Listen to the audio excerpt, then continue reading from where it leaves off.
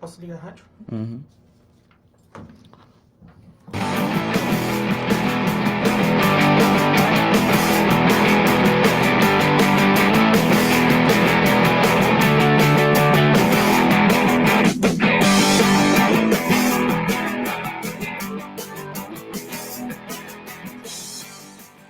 Muito boa noite, está no ar o Cadeira Grenal, o programa que fala tudo sobre Grêmio e Inter aqui na sua rádio Uniriter. Agora 7 horas 3 minutos, a temperatura é 21 graus. Eu sou o Matheus Suminski e nós vamos juntos até as 8 horas da noite. Vamos com os destaques da reportagem. Juan Link e o destaque do Inter. Muito boa noite, Matheus. Boa noite, Dado, Nath e os nossos ouvintes. Após derrota em jogo atípico, Inter vê título do Brasileirão ainda mais distante. Dado Nogueira, o destaque do Grêmio. Boa noite. Boa noite, Suminski. Boa noite, Juan. E boa noite, Nath. Também boa noite a todos os nossos ouvintes. O Grêmio entra em campo logo mais para confirmar a boa fase aí, logo mais às 20 horas, às 8 horas aí. Renato Portaluppi e a equipe do Renato enfrenta o Avaí na Arena. Daqui a pouco vamos trazer aí as escalações e tudo sobre o jogo de hoje, que pode deixar o Grêmio ali mais perto da parte de cima da tabela, Suminski. Com o destaque dos adversários da dupla e da rodada do Campeonato Brasileiro, Nath Folharini. Boa noite, Nath. Boa noite, Suminski. Boa noite, Dado e Juan. Boa noite, nossos ouvintes. Hoje venho trazer aí as novidades do Avaí, que está fora da lanterna e depois de 12 rodadas no limbo. Então vamos até as 8 aí.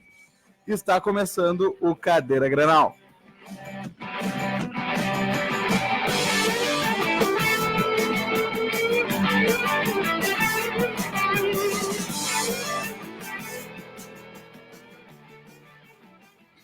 Lembrando que nossos ouvintes aí podem nos ouvir pela Rádio Uniriter, né, pelo aplicativo, e também na página do Facebook, né, Dado? Isso mesmo, o nosso ouvinte aí, ou o telespectador da live, quem quiser acompanhar pelo aplicativo, apenas pelo áudio, dá para nos ouvir ou pelo site fax.uniriter.edu.br ou também baixando o aplicativo aí no Play Store, aí para smartphone, RD Uniriter, o nome do aplicativo, mas também dá para nos acompanhar e participar do Cadeira Grenal, mandando uma mensagem lá pela live do Facebook na página Cadeira Grenal. facebook.com/Cadeira Grenal, nos acompanha lá e manda, também responde a nossa enquete, que logo mais eu vou passar, Suminski.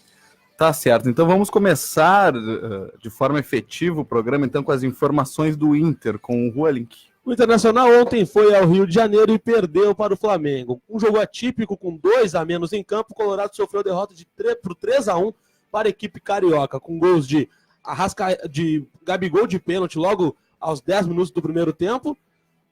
E na sequência, Denilson no segundo tempo empatou para a equipe colorada. Aí o Arrascaeta fez o segundo gol, pondo o Flamengo novamente na frente.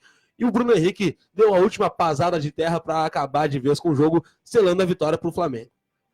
Juan, e nós tivemos a coletiva do Odair pós-jogo, e tu vai trazer... Vou trazer na sequência. Tá certo, então pra gente começar a debater, porque foi um jogo realmente cheio de pontos, né, foi um jogo atípico realmente, apesar de não ser uma final, né, foi um jogo com uma característica, digamos, parecida com um jogo de mata-mata, né, pelo calor da partida, digamos assim. Como tu disseste, atípico, né? Exatamente. Muita expulsão, gols para os dois lados aí, então foi uma partida bem disputada. E como a gente estava comentando, foi como tu via dizendo, né, um jogo bem quente, e muito pela questão anímica, né, o Internacional já vinha de uma perda de título dentro de casa e com os ânimos aflorados. E aí o Inter, por mais que tenha conquistado a vitória diante da Chapecoense, teve que fazer 3 gols pro terceiro valer para fazer uma vitória de 1-0, um jogo um pouco apático, um jogo abaixo das expectativas que o Internacional tem de propor dentro do estádio Beira-Rio. E aí vai pro Rio de Janeiro fazer um enfrentamento contra o Flamengo, com os ânimos totalmente abalados, e aí acaba perdendo a cabeça. Logo no começo do jogo, o Bruno comete um pênalti no Gabigol, com uma atrapalhada da zaga.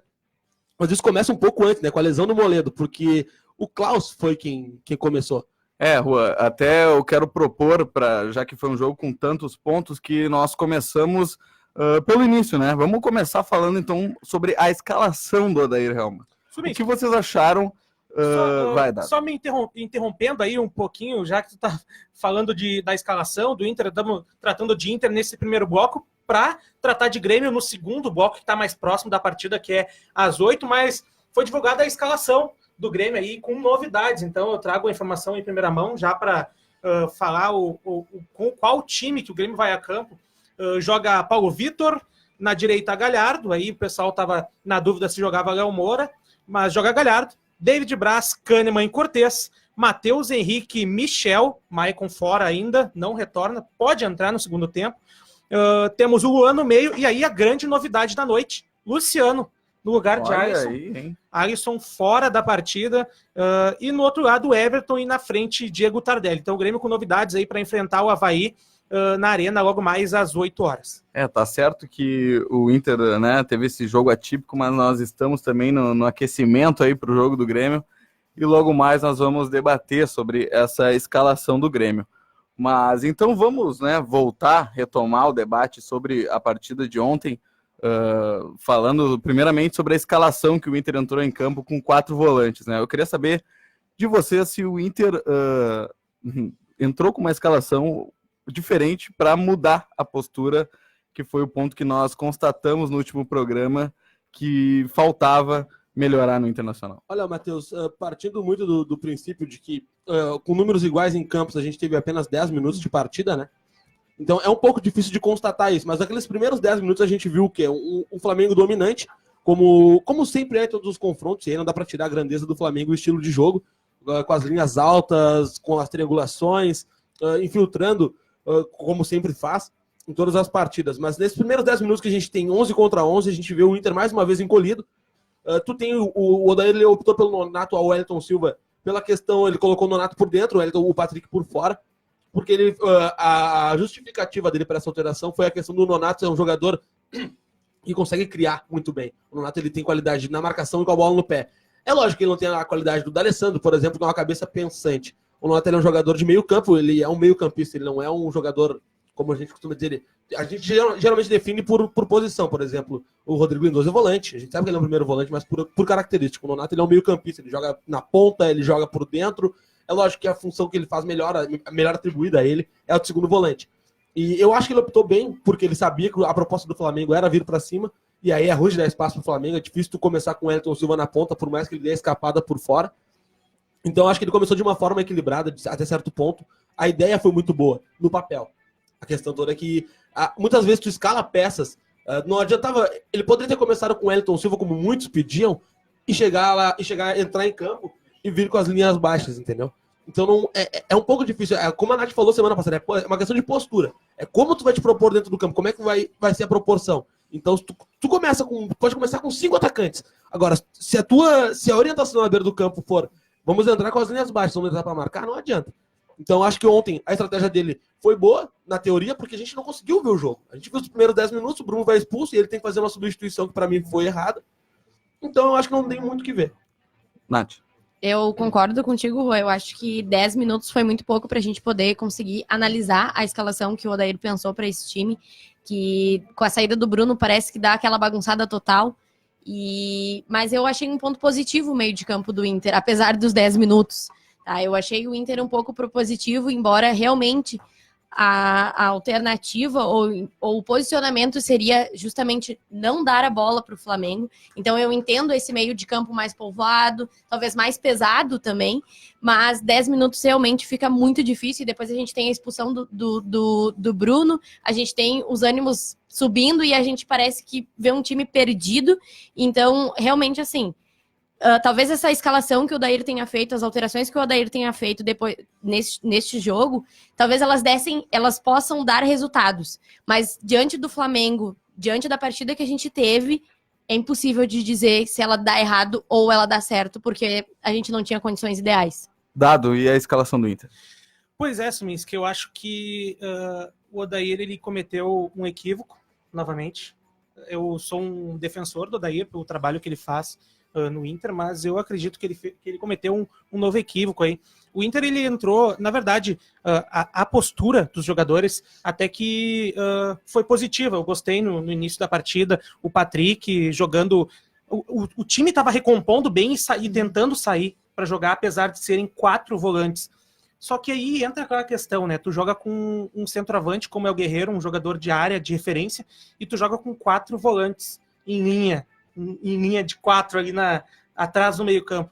É uma descompactação total ali do meio com a frente, né? Então, cada vez mais difícil de chegar no ataque, tentar em busca do gol. Claro, daí tu investe nas corridas do Patrick, do próprio de outro jogador aí no meio. Então, aí só o Nico pela ponta e o Patrick lá, acho que não adiantaria muito. Eu compactuo um pouco mais dessa opinião do Dado, porque nos primeiros ali 15 minutos, antes de começar os incidentes da partida, o Inter ele estava com, se eu não me engano, com 23% de posse de bola. E isso eu acho que não é só uma questão de postura, mas eu acho que no momento que tu entra em campo com 4 volantes, tu também passa um recado pro teu adversário, né? Que tu vai entrar realmente para te defender. Já é difícil jogar contra o Flamengo no Maracanã. Na partida pela Libertadores, nós criticamos muito essa postura. E lá o Inter, inclusive, eu acho que entrou mais ofensivo do que entrou ontem. Eu acho que independente dos acontecimentos, que nós vamos falar logo mais, mas eu acho que a tendência era realmente o Inter perder a partida, e muito pela postura, que eu vejo também como um derivado dessa escalação. Eu acho que tu botar um Wellington Silva já é pelo menos tu preocupar um pouco o adversário, sabe? Tu tem uma saída, né? Tá certo, o Patrick ele fez esse serviço bem, principalmente depois da expulsão pela lateral do campo, saindo, falando um pouco... Tanto que a jogada do gol é participação total dele, né? Total, até na minha visão pode ser que tenha acontecido uma falta ali do Patrick, mas depois a gente fala mais sobre isso. Mas enfim, sobre a escalação, eu acredito que faltou um pouco mais sim de ousadia para o Odair. Eu acho que a escolha do Nato foi uma boa escolha, mas eu não vejo como tu entrar no Maracanã com 4 volantes e sair vitorioso, sabe? É um incidente. Ainda que a gente visse o time marcando meia linha que fosse, mas era um time totalmente no campo defensivo, né? Da bola. Pois é, e tem outra questão também que tu acabou falando, que o Internacional acabou marcando atrás da linha da bola. Esse tipo de marcação, tu não ter o escape pela ponta, é outra questão, porque o Patrick, por mais que seja um bom jogador, ele não tem a velocidade que tem o Wellington Silva, por exemplo. E aí entra muito no ponto que o Dado disse, né? Que é a questão do equilíbrio. Porque tu tem o Nico Lopes, que é um velocista por um lado, mas e a escapada pela esquerda tu não tem. Então o Odair foi, no meu ponto de vista, eu acredito que ele tenha ido com o Patrick muito mais para fazer o balanço defensivo com o Wendel, né? Porque tu acaba colocando um equilíbrio no lado defensivo. Por mais que o Nico Lopes ele seja um jogador ofensivo, o Bruno defende melhor que o Wendel. O Bruno é mais ágil que o Wendel, ele é mais rápido que o Wendel, ele recompõe melhor que o Wendel. Então acho que tem esse balanço. E tu falou no Wendel, será que não tá na hora de tirar o Wendel do time? Olha, muito passa pela questão da idade, que a gente falou que semana passada a média de idade do Internacional é alta. O Wendel é um jogador de mais de 30 anos, que já tu vê que ele não mostra. Eu achei que ele não fosse terminar o jogo ontem, eu confesso. Teve um lance que a TV dá um close nele, que ele tá extenuado no chão, amarrando a chuteira, e eu olhei, cara, -3. Esse não volta mais. Então é uma situação de o Odair repensar. Qual é o grande problema? Trouxeram o Natanael. E aí vai o Natanael. E o Odair tem a coisa do paizão, do papito, que ele não quer perder o grupo. Então é muito difícil tirar o Zeca, sabe? Então eu acredito que seja bastante complicado agora o Wendel sair, e muito mais para atender o pedido que toda a torcida quer, que é o que? O Zeca na esquerda. E falando sobre escalação também, aí eu já entro até um pouco na responsabilidade da direção, que é o seguinte: nós tivemos um jogo até ali a lesão do Moledo, e aí entra o Klaus. E no primeiro lance do Klaus ele falha, acontece aquele lance do pênalti. E aí eu acho que é outro tópico que nós tocamos na semana passada, falando da eliminação do Inter, que é um erro de avaliação de grupo. Porque o Klaus, ele não tem culpa dele estar ali. Eu até entendo que ele foi útil na Série B. Que ele foi exatamente útil na Série B. Na época foi uma boa contratação, acabou sendo titular na Série B, fazendo a dupla com o Cuesta. Mas o Klaus, eu acredito que mesmo com o Emerson Santos tendo o contrato se encerrando no fim do ano, que é essa a justificativa que está rolando por aí, por ele não ter ido para o Rio de Janeiro, eu acredito que o Emerson Santos deva jogar, e se pela questão técnica, e se ele não tiver possibilidade, que se deva apostar sim no Bruno Fux. O próprio Roberto que está voltando de lesão. E o Bruno Fux, em nenhuma vez que ele entrou, ele prejudicou, pelo contrário, jogou muito bem, deu lançamentos. Então eu acredito que o erro de avaliação de grupo, de tu achar que no momento que tu perde o Moledo, o primeiro reserva é o Klaus, eu acho que isso é um erro da direção. Consequentemente, acabou sendo o Odair de não enxergar o Bruno Fux com potencial para entrar nessa partida. Pois é, a justificativa após o jogo do Odair, quando perguntado por que o Klaus e não o Emerson Santos, que nem viajou, foi a questão de rodízio de grupo. Mas isso aí entra o contraponto e é onde a gente deve acreditar. Oi? Pode continuar. Não, perfeito. E aí o Odair, ele fala sobre essa questão do Emerson Santos e ele diz que é rodízio. Que todos os jogadores têm que participar para não desmotivar, tem 6 zagueiros e todos os 6 zagueiros são capazes de ser titular. Porém, tu tem um jogo contra o Palmeiras no domingo, o qual o Emerson Santos não vai poder participar, porque ele veio de empréstimo do Palmeiras. E aí tem a questão do acordo de cavalheiros, não pode jogar e etc. Tu sabe que o cara não vai poder jogar? Por que tu não leva um cara pro jogo antes? Entende? Então não faz o menor sentido. Então acaba virando essa conversa de boteca, ou me diz que porque o contrato dele encerra no fim do ano. Não é a justificativa que o Odair usou. E eu acho correto que ele não use isso, porque desmotiva o jogador, vai ter que terminar a temporada, tem todas essas questões. Mas assim, ou tu acha uma justificativa plausível, sei lá, inventa uma lesão no cara, mas tu não vai pro microfone dizer que não, foi por uma questão de qualidade, o nosso grupo é qualificado, e eu coloquei o Klaus. E aí, mais outra questão, porque tu sabe, e aí ele colocou o Klaus, e o argumento dele do Odair pós-jogo foi que o Klaus perdeu o Moledo, que é um zagueiro de vitalidade física, que é um jogador alto, de imposição, e que o Bruno Fux não se encaixa nessa característica. Porém, e aí vem o contraponto que o Cuesta não é um jogador fraco também, não é um zagueiro franzino. É um jogador forte, é um jogador de muita técnica. Então, sinceramente, para mim, no meu ponto de vista, não faz o menor sentido as duas justificativas que o Odair deu ontem. Isso entra muito da crítica que eu falei, que a derrota passa também um pouco pelo Odair, justamente pela questão do Emerson Santos. Sinceramente, eu não consegui entender. Porque o Emerson Santos, toda vez que ele entrou, ele não deixou a desejar nem um pouco no Inter. Tem essa questão do jogo contra o Palmeiras, que ele já não vai poder atuar, porque pertence ao clube paulista, e aí vai ficar fora de novo. Temos essa questão da zaga, que aconteceu a infelicidade com o Moledo, e aí entraria naturalmente ali o Emerson Santos, e não estava lá para entrar.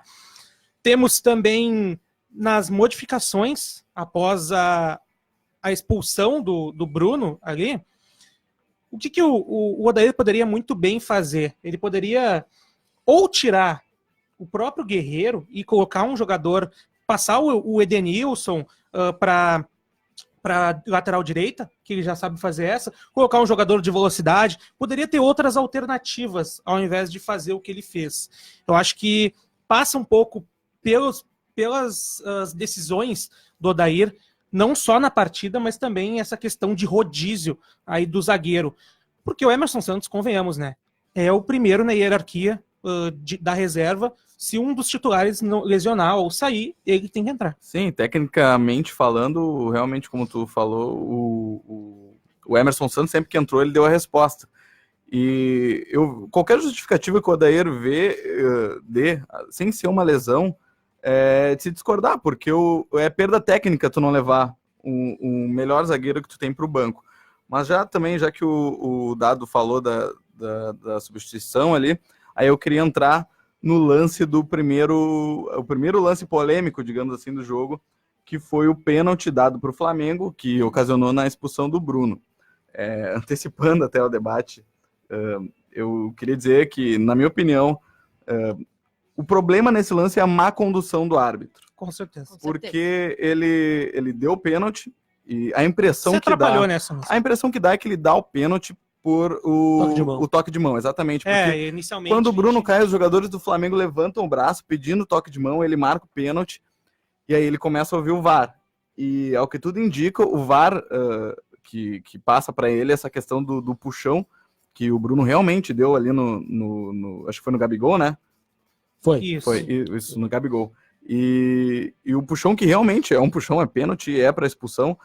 E aí o árbitro dá um cartão amarelo, bota a bola na marca da Cal, e na hora que o Gabigol vai cobrar, ele fala pro árbitro que deveria expulsar, ele dá um grito, eu ia fazer o gol. É aquilo. O árbitro, independente, o árbitro errou ali na condução, mas o que fica a favor dele é que ele acertou o lance. Sim, então, exatamente. Errando, ele acertou. É certo por linhas tortas. Exatamente. Né, e isso, claro que não seria o certo. O que eu achei confuso no lance? Ele ouviu o VAR A princípio, ele já tinha marcado o pênalti. Ele estava escutando o VAR, e logo depois que ele escutou o VAR, ele puxou o amarelo.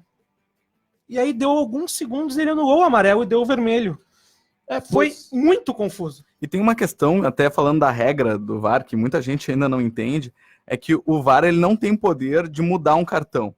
A única pessoa que tem o poder de mudar um cartão é o juiz. Então, quando o VAR ele pode dizer que o lance é para vermelho. Sugerir isso, exatamente. Que é pra vermelho. Aí o árbitro vai lá, olha, e o próprio árbitro tira a conclusão. Não pode o árbitro que está no VAR dizer é para vermelho e ele não ir lá olhar e dar o vermelho e ficar a opinião somente do árbitro de vídeo. E aí é mais um erro dele. E eu recordo de um lance que até dá para linkar um pouco o jogo do Grêmio e Flamengo, o próximo que está aí por vir. Que é o seguinte, na Copa do Mundo, teve um lance da Croácia contra a Dinamarca, se não me engano foi a semifinal, em que o Modric enfia uma bola para o Rebic, o atacante da Croácia, que está no Milan hoje, e ele dribla o goleiro, o Schmeichel, e o zagueiro vem e puxa ele, pênalti. É um carrinho que ele dá? Isso, um carrinho, perdão, exatamente. E o árbitro, que é o Néstor Pitana, que vai apitar a primeira partida do Grêmio e Flamengo. Exatamente, ele dá o pênalti e dá amarelo pro zagueiro da Dinamarca. Erroneamente, né? Então, é um lance dúbio. Até eu vi... Mas aí tem a questão de trocar o lance, né? Como assim? Tu troca o lance... Ontem eles estavam comentando sobre isso ainda. Porque o Odair contestou muito que ele trocou o lance. Porque tu pode trocar o pênalti pelo cartão amarelo ou a expulsão direta. Eu não entendi muito bem isso. Mas não, é que assim, a nova regra que da arbitragem é que assim, quando o jogador ele comete um pênalti, aí isso não entra a questão de ser o último homem ou não. O jogador comete o pênalti, naturalmente recebia o cartão amarelo. Isso foi abolido, porque o que foi entendido é que o próprio pênalti já é uma punição. Então o jogador não recebe o cartão amarelo.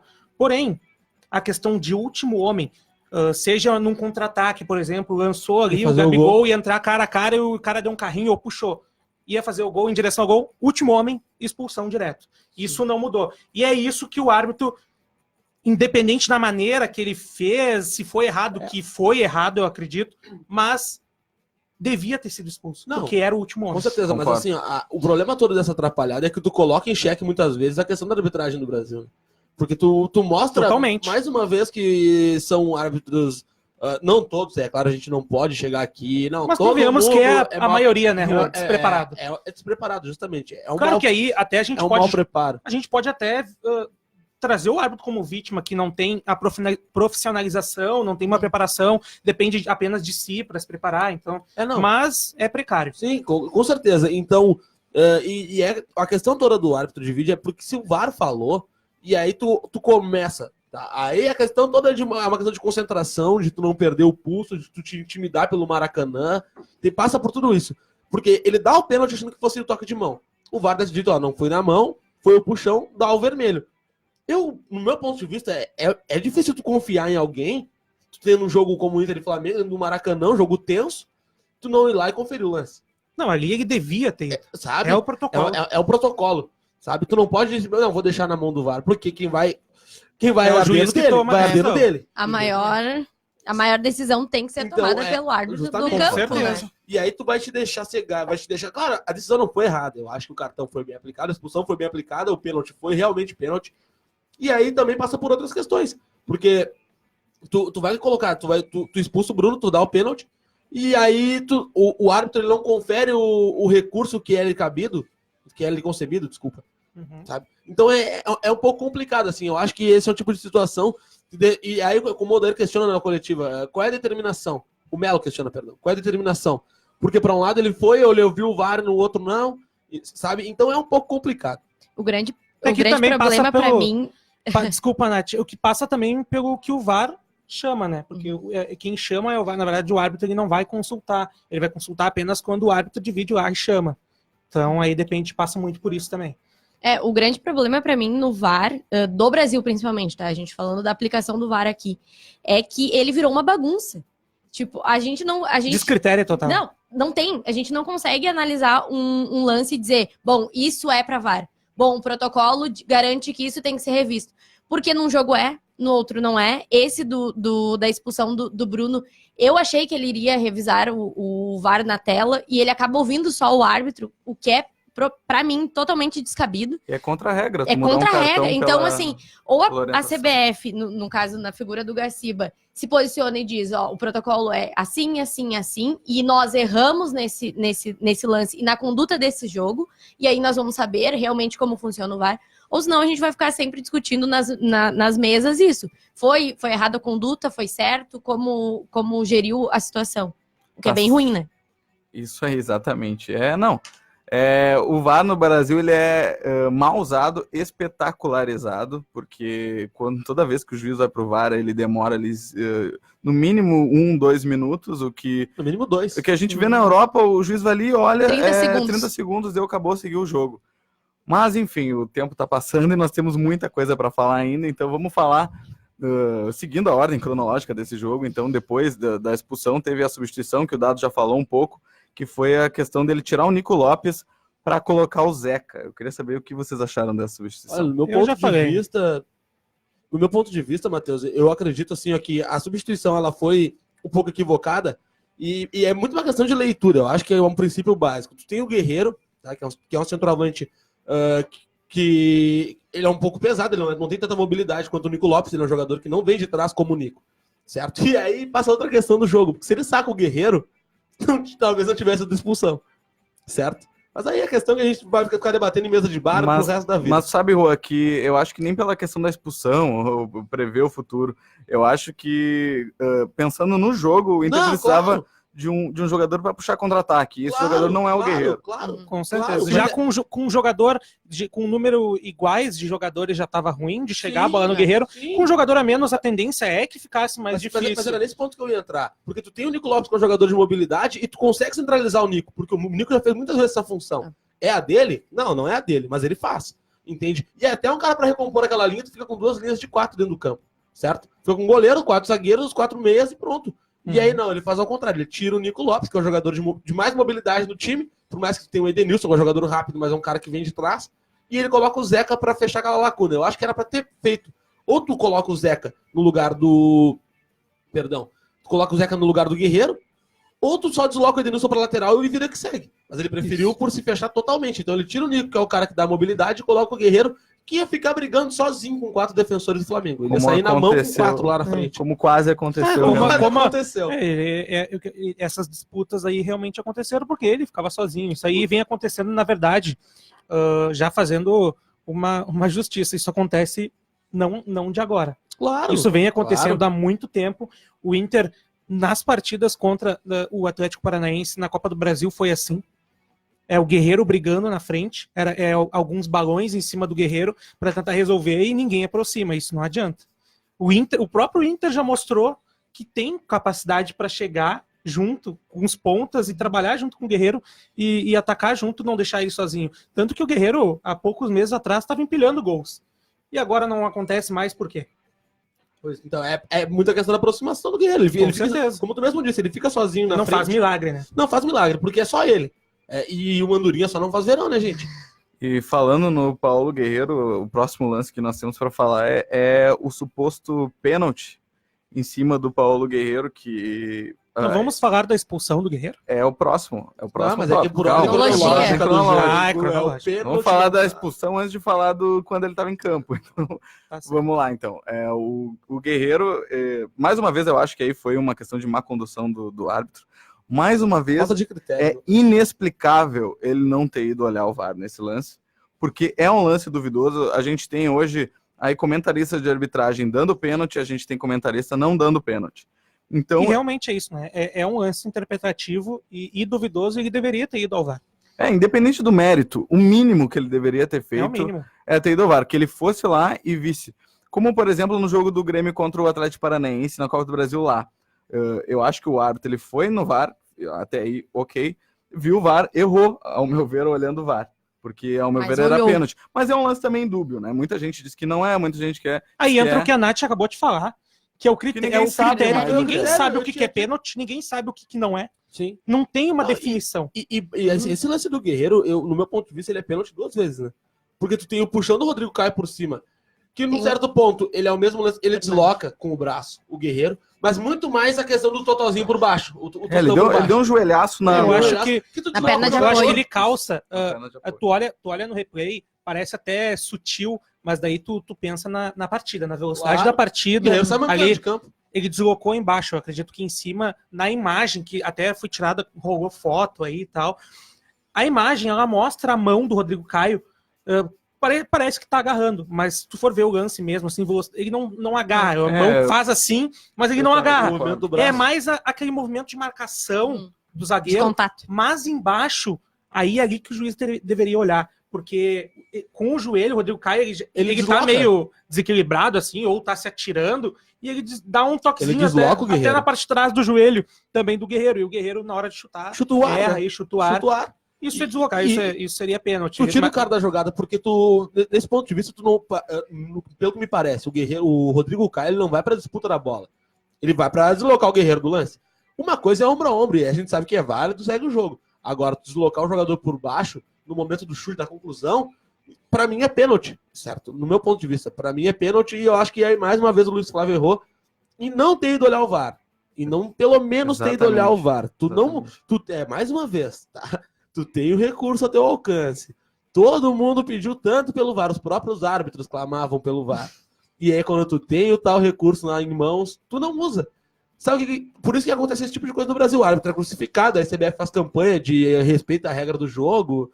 Lindo. Mas enquanto não tiver uma condução que a tecnologia deva ser usada de forma correta, meu amigo, não vai adiantar. É que nem o Roberto Melo falou ontem, né? Até ele tava bem bravo na entrevista pós-jogo. Ele falou, o Gaciba vem aqui, fala a regra, Faz o fala teatro. como é, e chega na hora, os árbitros não aplicam, né? Justamente. Tu Não, tem o recurso em mãos. Eu até acho que o Gaciba ele tá certo. Ele tem Não, o sim, mesmo. é melhor que do que ele vai ficar e tal, dentro só que do tem que ter gabinete. um critério, né?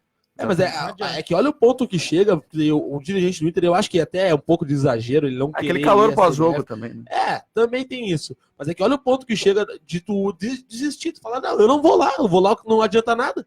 Eu não vou na CBF de novo, entende? Então daqui a pouco é uma questão da própria confederação chegar e, como muitos clubes pedem, libera o áudio, vamos ver o que aconteceu realmente, se o VAR chamou, se o VAR não chamou, se foi erro do Luiz Flávio de condução ou não. Mas enfim, eu acredito que realmente tenha sido pênalti. Eu acho que o Rodrigo Caio, mais uma vez aqui repetindo a informação, ele deslocou o Guerreiro e aí faltou critério pro Luiz Flávio, né? E tu tocou num ponto interessante, Juan, que é a questão do áudio do VAR, porque a Conmebol, até a própria CBF, a CBF liberou perante um pedido, né? Não foi espontâneo, já a questão da Conmebol foi espontânea. E eu acho que é importante a gente saber o que é dito no VAR, né? A Conmebol ela libera, né? De forma espontânea, como tu disse. Na CBF, o clube que quer tem que se deslocar até o Rio de Janeiro. Para ouvi-lo, porque ele não se torna público. Ele a não menos pode. que haja o pedido de suspensão do jogo.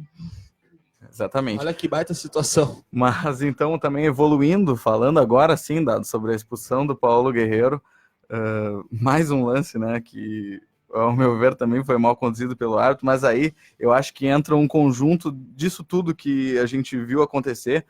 Falando mais especificamente sobre o lance, né? É um balão dado para o Paulo Guerreiro, como mais um balão dado para o Paulo Guerreiro. Nossas vidas. Nos últimos 10 jogos do Inter, a coisa que mais vem É o acontecendo. 88º. Ontem foi.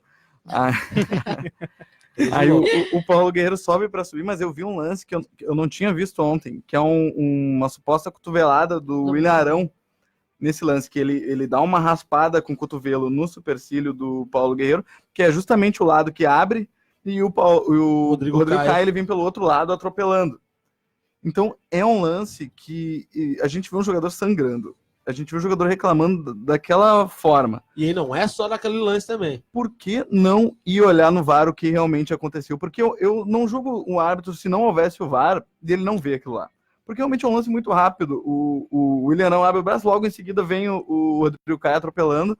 O lance que eu vi, a princípio era cabeça com cabeça, o que eu vi. Mas ô Dado, teve o lance cabeça com cabeça, mas foi no lado oposto ao que abriu o supercílio do Paulo Suminski, Guerreiro. vou discordar de ti, porque eu vi a outra imagem da cabeçada com o Rodrigo Caio. Ele bate com a nuca no supercílio do lado direito do Guerreiro. Eu também Ele Ele cabeceia, ele isso. passa a cabeça e bate com E raspa bate o na cabelo. volta, ele bate no supercílio do Guerreiro. Eu também achei no início que era a cotovelada do Arão, mas o contato que acaba machucando o Guerreiro é só com o Rodrigo Caio. E outra questão, Ok, Mas o qualquer lance- forma- Mas o não lance- tira, é. não tira que poderia ter O ido lance, ao VAR, no mas- geral, é uma Mas não. falta. eu acho que nesse lance não Não, tem se o necessidade árbitro de ir não ao tem a VAR. total Porque, convicção, primeiramente, a regra do VAR é pra gol, expulsão, impedimento. mas aí, se E for uma falta clara. agressão, Mas- seria para mas- expulsão. Mas Sim. é que eu acho que nesse lance não houve agressão do Rodrigo Caio. Era pra falta. Mas- Sim, não, mas é na um lance dúvida. cabível de Mas na expulsão. dúvida, Na entendeu? dúvida entre uma agressão do Rodrigo Caio ou uma cotovelada do Willian Arão, Ele o poderia- mínimo que ele teria que Era ter feito revisar. Era olhar. revisar. Não, tudo bem. Me ganharam. Parabéns. Eu acho que, já falando um pouco sobre esse lance, eu coloquei até ontem no meu Twitter, houve bastante repercussão aí, principalmente o Juan também respondeu. Eu acho que foi uma completa infantilidade do Guerreiro. O Guerreiro, ele tem, me corrijam se eu estiver errado, ele tá com 35 anos. 4. 34 anos. Ele tá com 34 anos, ele é campeão mundial. Ele Rodado é um pela Europa. rodado jogador de seleção, principal referência da ídolo. seleção peruana. Eu acho que ele tem total razão de reclamar tanto do sangramento, da marcação, da não marcação do possível pênalti, das faltas, ok. Mas da maneira que ele fez, nada justifica. Nunca Não, vai com certeza, justificar. com E certeza. isso entra a mesma coisa que tu dizer que a violência justifica alguma coisa. Não é. vai justificar. Ali ele poderia reclamar de alguma coisa, mas chutar uma garrafa d'água, dar soco no ar, O gesto, principalmente. os gestos, as palavras que ele fala, os gestos com o dedo, isso nunca vai justificar o que aconteceu na Uma partida. expulsão não justifica. E eu acho que é uma reclamação assintosa e mereceu a expulsão. Não, eu discordo totalmente de ti. Não totalmente, perdão. Eu acho Não, que a questão não. da agressão, isso aí tu tá corretíssimo. Eu acho que isso Eu tá acho na que pra regra. expulsão sabe? direta. Tá na regra. Na Olha regra só. é reclamação assintosa com o árbitro, fazendo gestos, Primeiro, todos esses atos é para expulsão. Tá, agora deixa eu embasar meu argumento. Tu argumentou, agora é minha vez. Vamos lá. Eu acho que assim, cara, o Luiz Flávio não quis nem chegar perto do Guerreiro, certo? Ele falou, apitei e deu. Fica frio, esse é o jogo. E aí, logicamente, o clima esquentou e o Guerreiro perdeu toda a razão dele ao chutar a garrafa, chutar ar, mostrar dedo no meio, proferir palavras de baixo calão em inglês, porque ele é chique, né?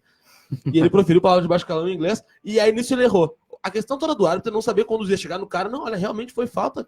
Bola pro outro lado. O Luiz Flávio não chegou perto, ele simplesmente ficou de longe, e os jogadores do Inter reclamaram com ele, todo mundo reclamou, e aí o Guerreiro ficou embravecido, não chegou um jogador do Inter com atitude para segurar o próprio Guerreiro também. Mas, logicamente, o Guerreiro se desequilibrou emocionalmente, e aí tu coloca tudo na conta da final da semana passada, o jogador tá apanhando, ele sofreu um pênalti, sei lá, 3 minutos antes que não foi dado, saiu de campo mancando, voltou.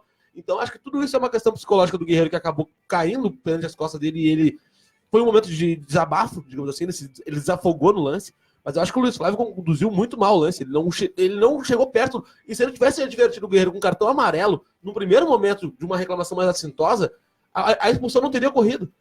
E aí o Odair toca na coletiva que se o Luiz Flávio dá a falta no Guerreiro, também não teria expulsão, porque o Guerreiro não ia reclamar. Juan, E acabou o lance. o livro nacional de regras da arbitragem, Uhum. a regra diz o seguinte: o jogador A será regra diz que o VAR tem que dar uma olhada. o juiz tem que olhar o VAR. com certeza, tem que olhar. Vamos lá. Mas assim, ó, o jogador será obrigatoriamente penalizado com cartão vermelho se cometer uma das seguintes infrações. Ali diz outras infrações, entre elas, empregar linguagem ou gestos ofensivos, grosseiros ou obscenos para qualquer pessoa. Então, Perfeito. Olha, Perfeito. só que Se se enquadra. isso começar a ser aplicado à pois- risca, não vai sobrar mas aí que tá, jogador. Não Suminski. sobra ninguém. Entra aquela Deveria. questão. Eu acho que aí tu não pode criticar o árbitro por isso. Cumprir a regra. Não, Mas concordo. a gente pode criticar a falta de critério de toda a arbitragem. E até Porque do jogador. em partidas eles marcam, Pois eles cara. dão a expulsão, em outras não. E aí, Aí entra a questão do critério, mas tu não pode criticar o árbitro daquela Aí eu começo partida a achar- por isso.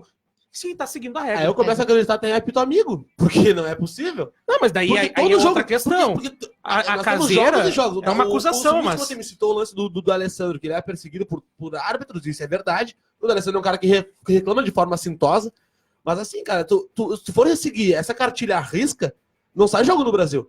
No Brasil já tem o tempo de jogo com bola rolando, se não me engano, inferior a 50 minutos.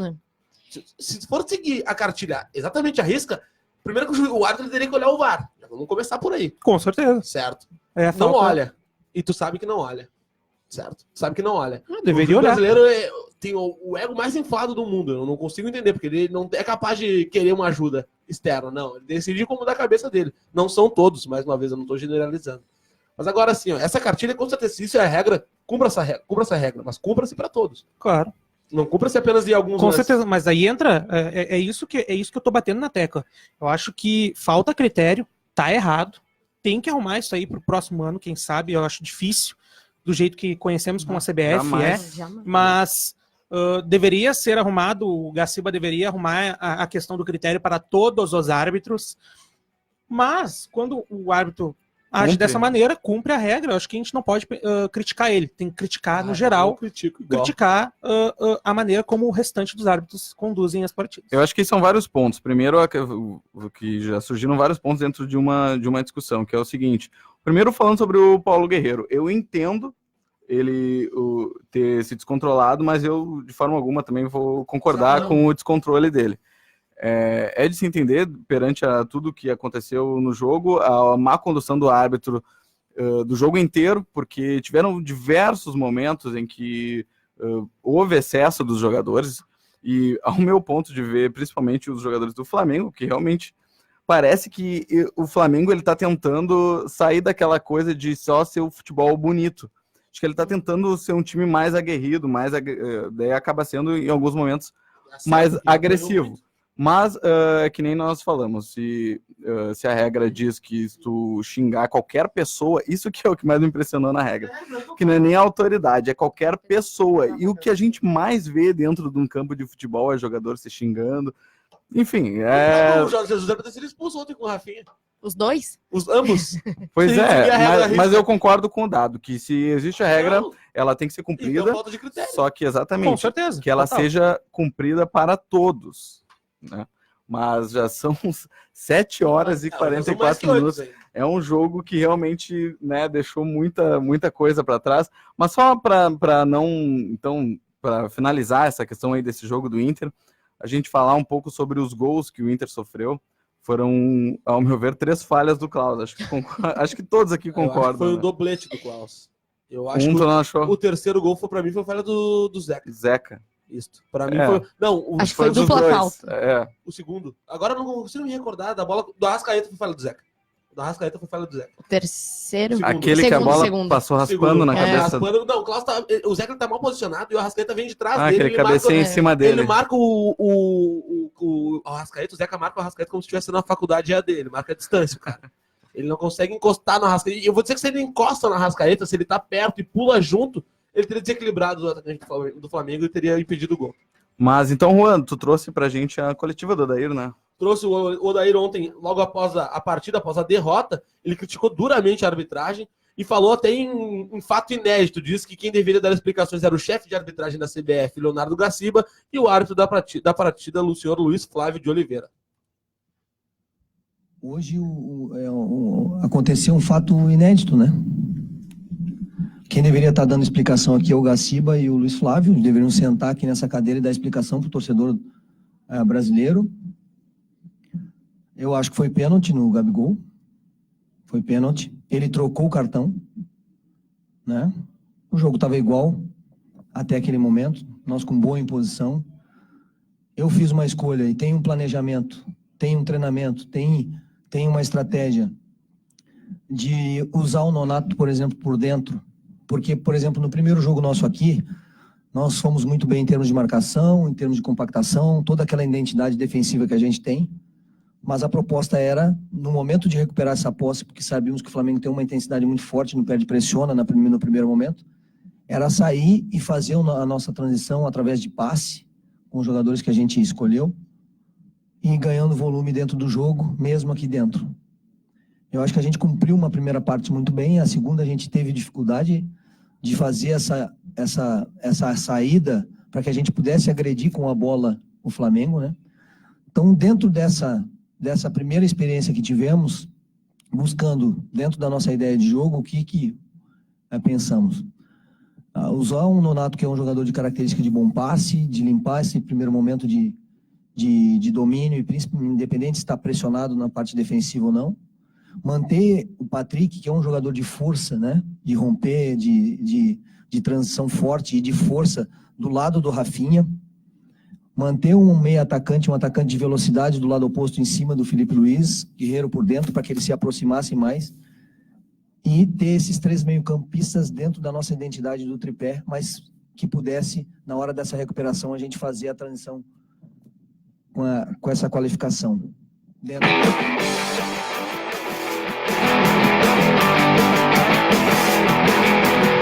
Tá aí, então, a palavra do técnico do Internacional. Eu atropelei a trilha, mas acontece.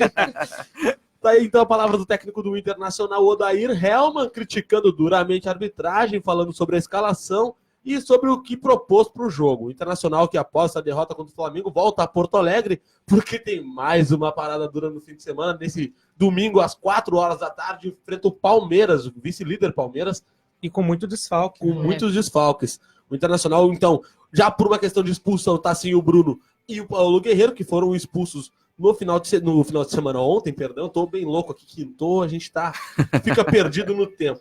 O Internacional, então, que tem a sua provável escalação, e aí não tem algo definido, não teve nenhum treinamento ainda que possa mostrar isso, vai a campo com o Lomba, Zeca, por conta das falhas do Klaus, a gente acredita que vá o Bruno Fux, Victor Cuesta e o Wendel, Rodrigo Lindoso, Nonato, Patrick e o Wellington Silva voltando à equipe titular. E aí, gente, no comando de ataque, no meu ponto de vista, vai o Rafael Sobis, que está recuperado de lesão, esteve no Maracanã ontem, mas tem toda aquela questão com a torcida e a gente acaba não sabendo quem realmente vai a campo. Então o time é esse: Marcelo Lomba, Marcelo Lomba, Zeca, Bruno Fux, Victor Cuesta, Wendel, Rodrigo Lindoso, Nonato, Patrick, Nico Lopes e o Wellington Silva, ou Neilton, que também vem pintando entre os titulares do Inter, e o Rafael Sobis no comando de ataque. Esse é o time do técnico Odair Hellmann. O Internacional é o 4º colocado na tabela com 36 pontos. Está à frente do Corinthians, que tem 35, mas teve seu jogo adiado ontem por conta do jogo da partida da Copa Sul-Americana. Joga na próxima quarta-feira, fora de casa, diante da Chapecoense. Escalação otimista, hein, Juan? Com Bruno Fux na zaga, Neilton do meio. E o Palmeiras, que é o adversário do Inter no próximo final de semana, com 30 minutos de partida, tá ganhando de 3-0 do CSA. Mas aí também é uma questão de a gente colocar que isso é amistoso, né? Só um pouquinho. Fortes emoções nesse fim de semana. O Grêmio tem um baita jogo hoje contra o Avaí. Falando no Grêmio, então, Dado Nogueira, já traz pra gente as informações do Grêmio, que tá começando o jogo daqui a pouquinho, né? Daqui a 10 minutos. Eu até vou pedir aí para os nossos repórteres, para a Nath e para o Dado, eles intercalarem a falar um pouco do Avaí também, né? Já que o jogo tá começando daqui a pouco. Daqui e o 10 Dado minutos. Falar sobre o Grêmio. Eu vou repassar a escalação para quem não estava acompanhando aí anteriormente. Vou repassar a escalação do Grêmio, que tem novidades aí na equipe. Vai jogar com o Paulo Vitor, Galhardo, David Braz, Kahneman e Cortez, Matheus Henrique e Michel. Até tinha uma dúvida entre Michel e Maicon, e ali até na lateral direita em Galhardo e Léo Moura, mas Renato quis manter a equipe dos últimos jogos. Então, Matheus Henrique, Michel, Luan. E aí a novidade no ataque pela direita aí, joga Luciano no lugar de Alisson. Aí a informação que Renato quis dar o termo segurada no Alisson e no Maicon. O Maicon porque vem de lesão, né? E o Alisson porque vem realizando muitas partidas aí, deve ter tido algum desgaste. Aí o Renato resolveu preservar um pouco o atacante, que vem sendo importante aí pro Grêmio. E para completar a escalação, o Everton, Cebolinha aí pela esquerda e o Tardelli lá na frente como centroavante. Então, essa novidade aí do Luciano, principalmente. E aí agora já convido a Nath também para trazer a escalação do Avaí, aí, o adversário do Grêmio.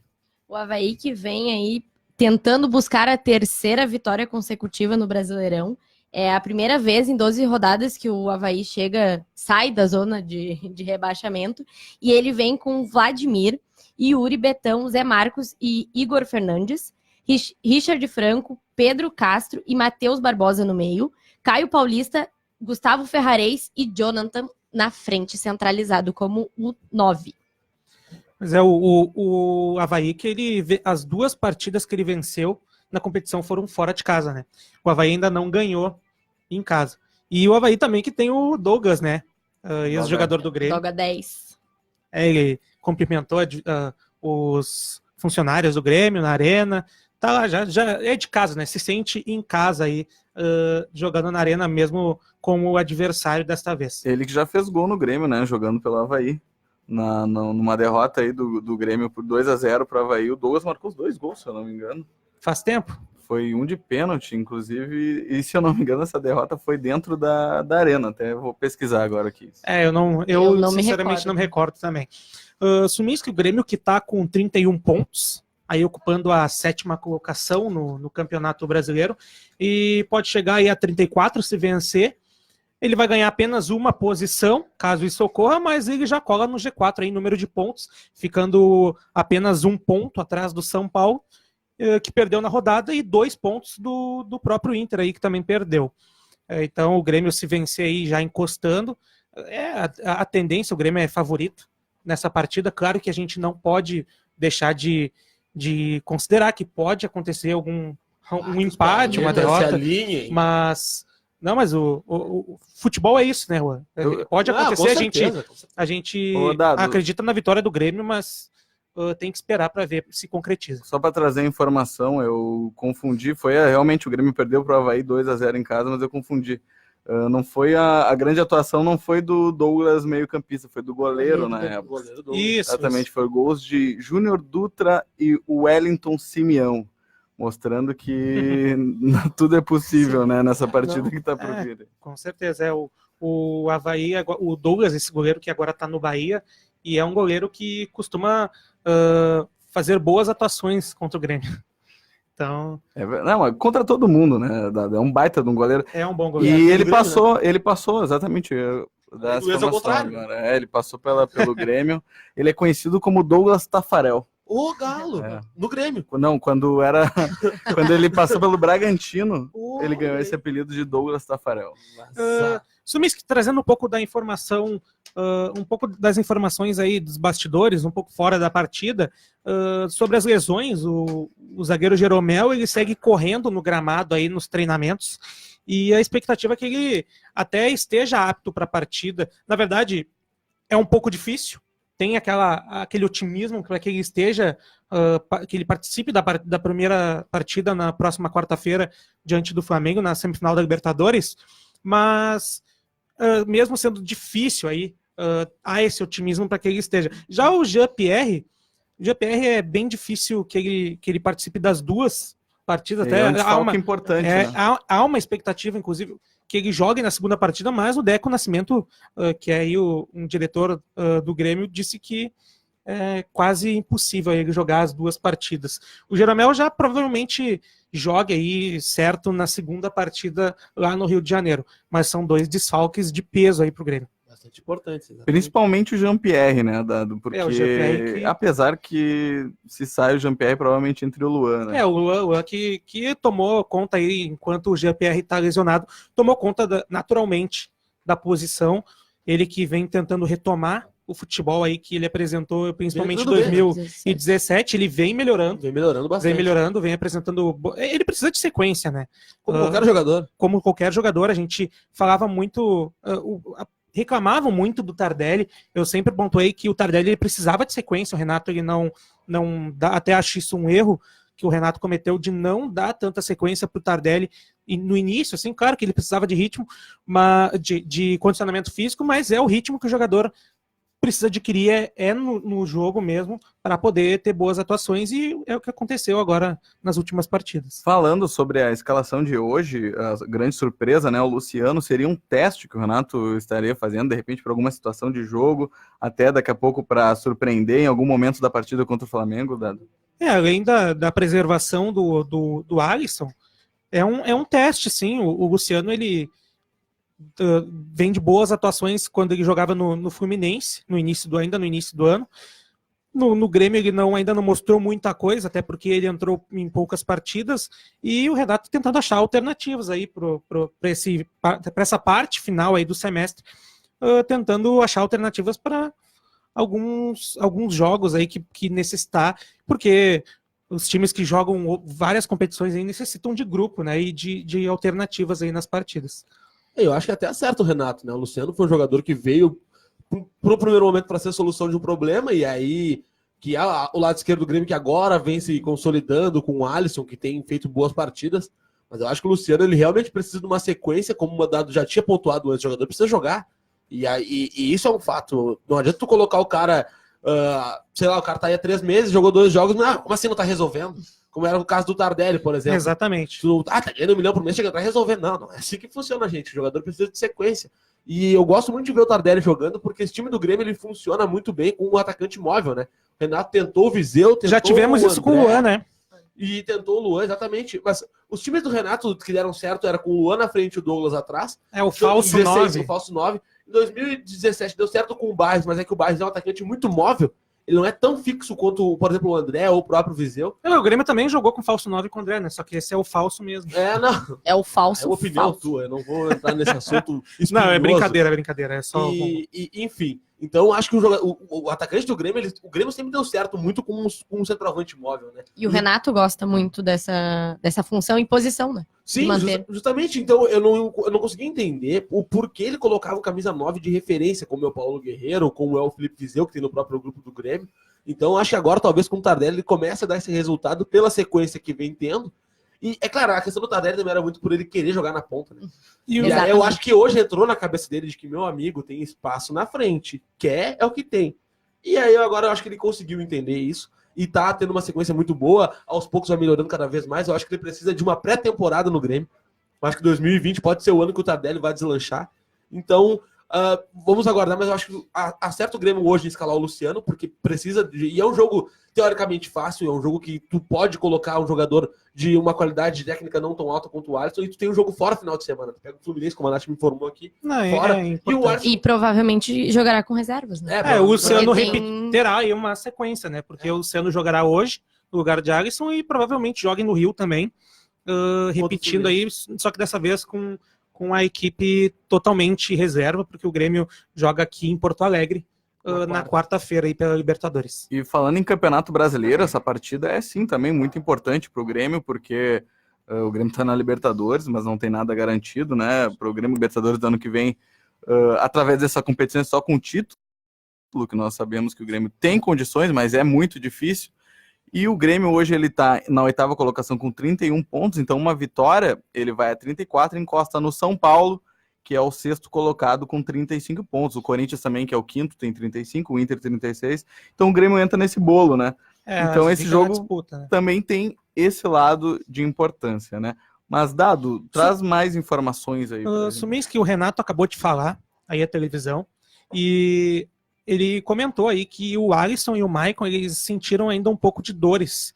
Então, não é apenas uma preservação pensando num possível desgaste. Então, o Alisson teve realmente alguma dor, sentiu, o Renato resolveu preservar e segurar um pouco o Alisson para que ele esteja bem aí, ele é um jogador importante na equipe titular, para que esteja bem aí na partida contra o Flamengo. Para trazer mais informações, antes de entrar mesmo na partida, falar da renovação do Everton aí, no momento que já vai iniciar a partida, mas na renovação do Everton, o Grêmio e o jogador já estão encaminhados aí para assinar o novo vínculo, e além da valorização, que é extremamente merecida do Cebolinha, já que ele vem se destacando tanto no Grêmio como na seleção brasileira, o novo vínculo vai até dezembro de 2023. E além do vínculo, o único empecilho até o momento é a questão da multa rescisória, né? Essa que hoje o Everton ele tem uma multa rescisória de 80 milhões, que já é bastante alta. Euros, né? De euros. Aí isso totaliza 360 milhões de reais. E com essa valorização, essa renovação de contrato, é bem possível que aumente a multa, chegue próximo dos 100 milhões de euros, o que daria apenas 460 milhões de reais. Então, lembrando que nem sempre sai pela multa, né? De repente, às vezes o clube... o clube negocia por menos. Com certeza, se ele sair, ele vai sair por menos da multa, mas aí já entra a questão que o Grêmio pode, com 100 milhões de euros de multa, mas eu posso vender por 80. Eu estava comentando com a Nath até antes do programa. o Grêmio pode vender por 80, que é a antiga multa rescisória. O Grêmio recebeu, se eu não me engano, uma proposta do Milan, né? De 40, se eu não me engano. O Grêmio recebeu algumas, inclusive da China, algumas propostas, mas não chegou aí na casa, até porque o Grêmio, esse percentual do Everton ele é meio dividido. Então o Grêmio queria que pagasse a metade que ele tem, que é os 50%. Se a outra metade que detém o direito do Everton quisesse diminuir, o Grêmio aceitava, mas o Grêmio queria receber no mínimo 40 milhões de euros, só ele, que é a metade da multa rescisória. E, bom, eu acho que a tendência é o Grêmio ganhar na Mega Sena no que vem, então, né? Certamente. Porque eu acredito que o Everton, ele, infelizmente, pro torcedor gremista, ou felizmente, né? Porque com esse dinheiro Para que vai 3 entrar, arenas, eu acho, mais ou menos. o Grêmio, olha, pode montar aí belos times pro próximo ano, né? Precisa a gente olhar em termos de mercado do Campeonato Brasileiro.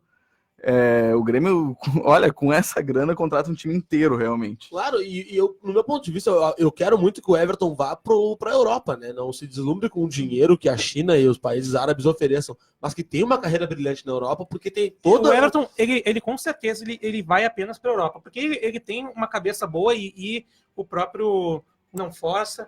O Everton, ele não tem pressa. Ele mesmo diz que ele é feliz no Grêmio, ele quer ficar... tanto que ele está aceitando a renovação, inclusive com valorização, tanto na multa como no seu salário, obviamente, mas ele não tem pressa para sair, então eu acho que ele quer, se for para sair, ele vai sair apenas para a Europa. Mas eu vejo que assim, dado como a carreira do jogador de futebol é muito instável, né? Daqui a pouco tu te lesione e pode acabar tua carreira ali, muitas vezes a própria família coloca assim, olha, são 5 milhões por mês. Vai, meu amigo.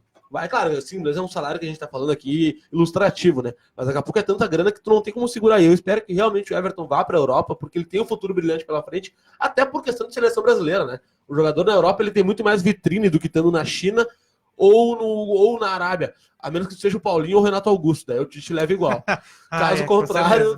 Ele levou o Diego Tardelli também. O Tardelli também, justamente. Mas aí entra a importância da categoria de base, né? De valorizar o jogador da base. O Grêmio vem fazendo isso muito bem.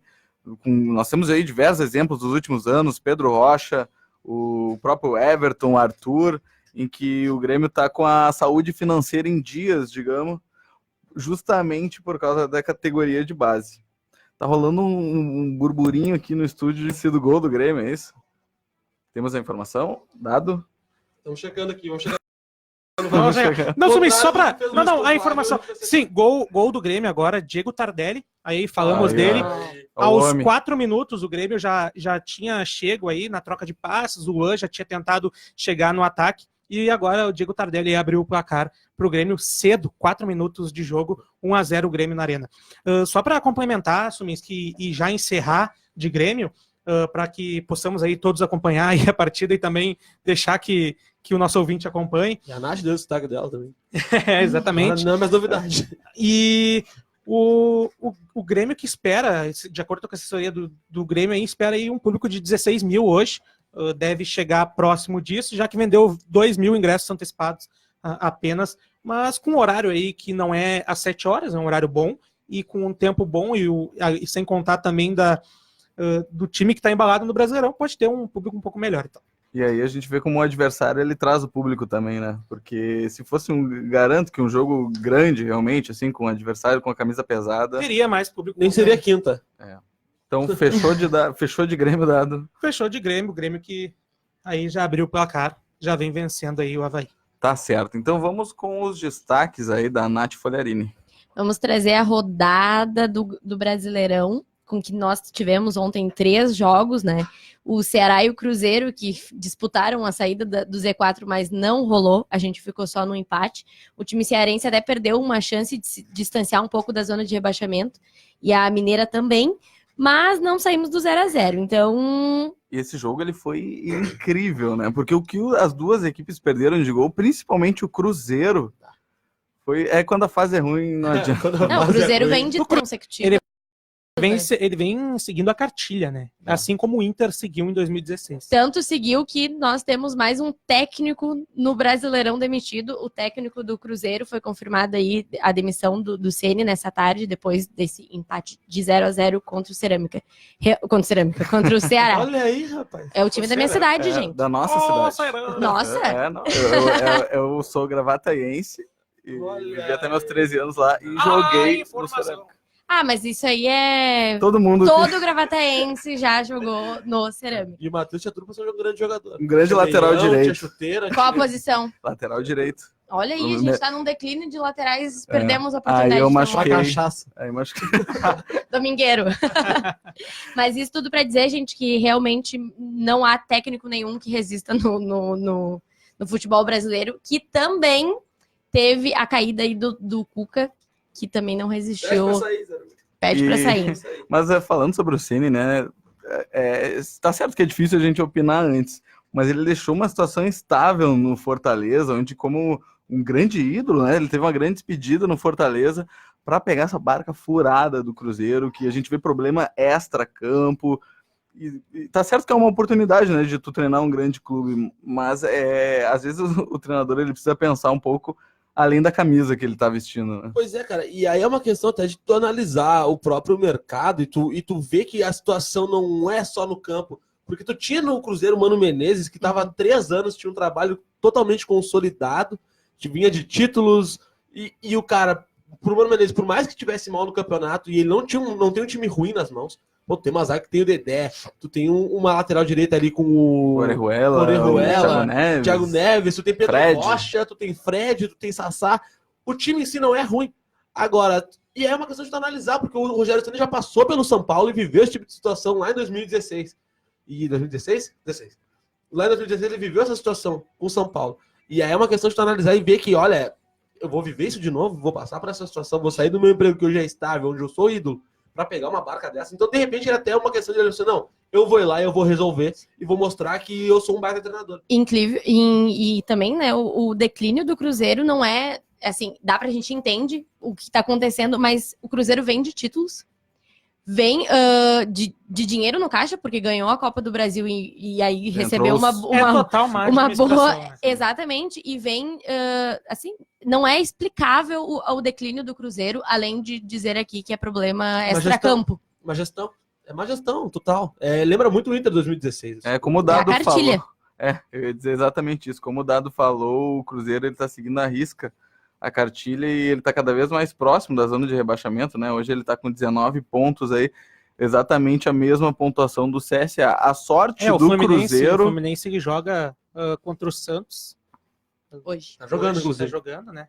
Entrou em campo agora, às 8 horas da noite. Tá 0-0 ainda da partida, mas se o Fluminense empatar, eu acho que já passa, não?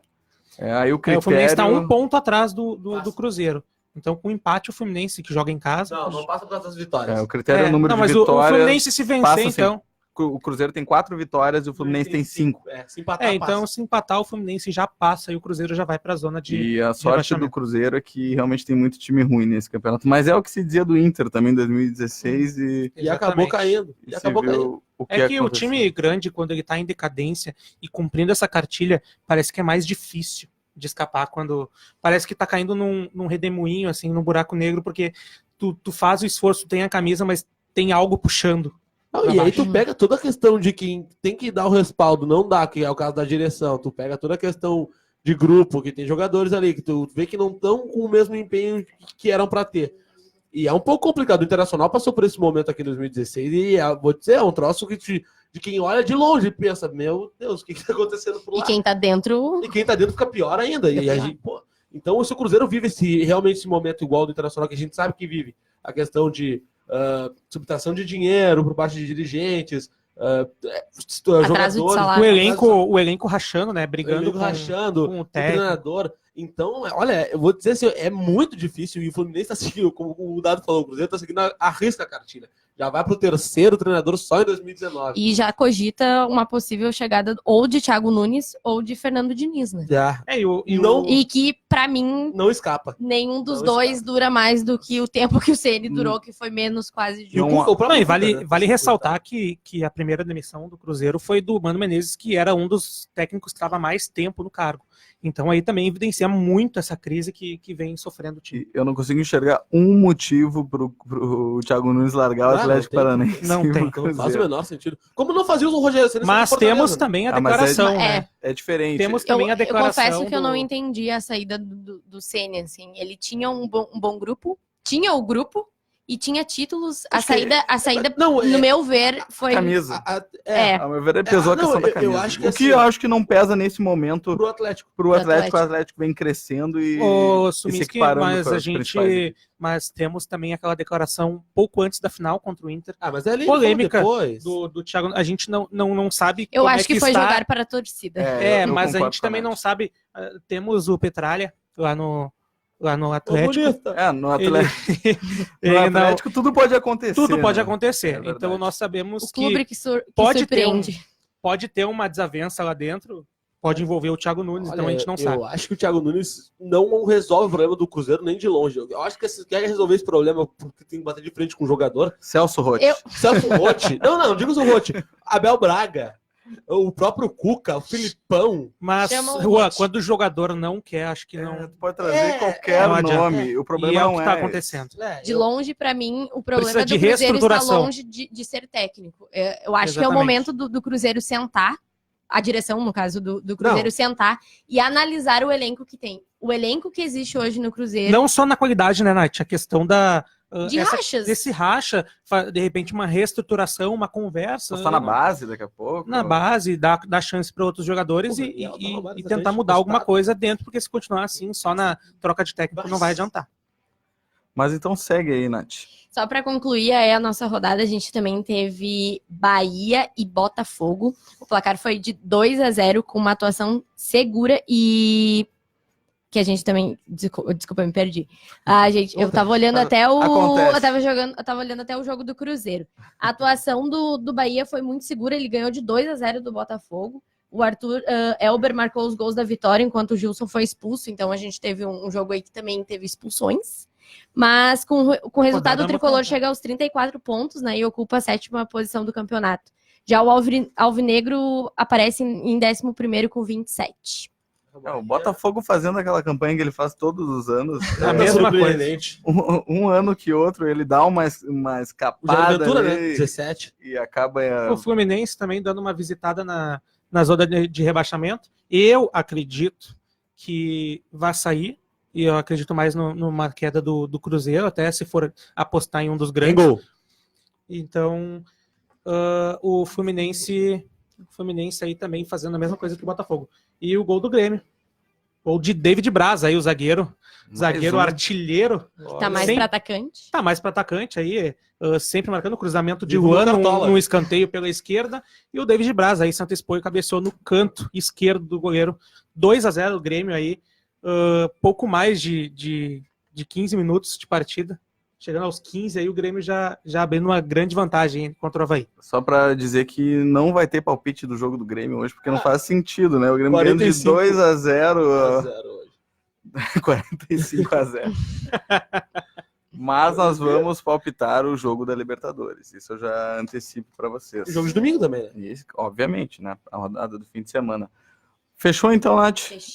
Fechamos. Tá certo. Então, só lembrando que ainda tem nessa rodada do Campeonato Brasileiro, além do jogo do Grêmio contra o Avaí, que está 2-0 no momento, tem Fluminense contra o Santos, no Rio de Janeiro, temos Atlético Paranaense e Fortaleza na Arena da Baixada, Atlético Mineiro e Vasco, jogo aí também de duas equipes que não vêm muito bem, Chapecoense e Corinthians na Arena Condá, que vai ser disputado na outra semana. O jogo do Galo do Vasco na outra semana, assim como o do Corinthians e o da Chape. Exatamente. Então, é isso. Então, chegou a hora da gente palpitar Chegou a hora mais esperada ou os não. jogos do fim de semana que, olha, tá difícil aqui nesse programa, né? Nossa, intenso. Acho que Inter e Flamengo ninguém acertou. Não. Ninguém botou 3x1 Flamengo, né? Apesar de todo mundo aqui apostou em vitória do Flamengo, né? Mas não Sim. nenhum 3x1. E o jogo do Grêmio contra... Qual foi o último jogo do Grêmio? Que me Grêmio fugiu foi agora. contra o Goiás. Grêmio, Santos Grêmio 3x0. ninguém ninguém ninguém acertou acertou também. Aí eu acho que a gente tá desculpado, né, gente? Mas vamos lá, então. No fim de semana, o Inter enfrenta o Palmeiras no estádio Beira-Rio, às 4h. E o Grêmio enfrenta o Fluminense no Maracanã, também às 4h. Vamos começar com o jogo do Inter, então, que eu acho que é o jogo mais complicado. Vamos começar com o dado. Eu acho que esse jogo tá para 1-1. Nath, Eu já ia que dizer uma deu vitória do Te mani- Palmeiras. te manifestou Eu aí. acredito, até para já pontuar, eu acredito que se tivesse que escolher uma vitória, eu escolheria na do Palmeiras, tá? Porque o Inter tá com muito desfalque. Eu acredito que isso vai pesar, mas meu placar mesmo, eu acho que vai dar empate. Nath? Eu vou junto. Acho que 1-1 aí ficaria um placar justo, dado as faltas de elenco aí que a gente tem do Palmeiras, do Inter, e também o Palmeiras que vai vir completinho, né? Ué?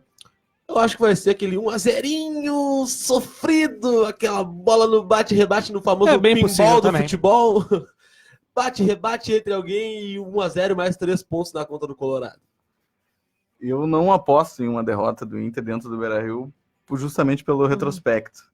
Então eu vou ficar com um empate nesse jogo em 0x0. Vamos então com Grêmio ou melhor, Fluminense e Grêmio às 4h no Maracanã, dado.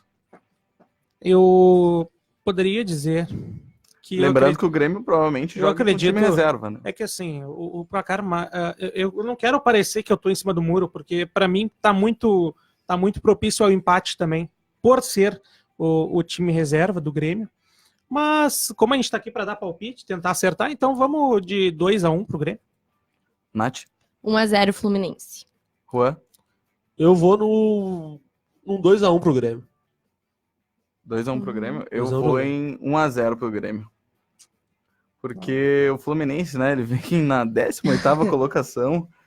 O Grêmio, ele mesmo com o time reserva, tá jogando muito bem de uns tempos pra cá, né? Começou daquele jeito que nós já comentamos aqui e cresceu muito, então acho que o Grêmio tem realmente tudo para dar uma alavancada nesse campeonato.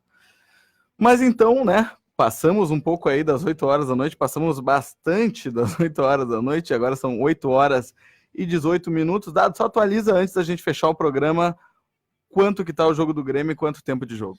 18 minutos, quase 19 minutos da primeira etapa, Grêmio 2, Avaí 0, gols de Tardelli aos 4 e David Braz aos 14. E eu já ia esquecendo do palpite da Libertadores. Eu mesmo falei e acabei esquecendo. Pois é.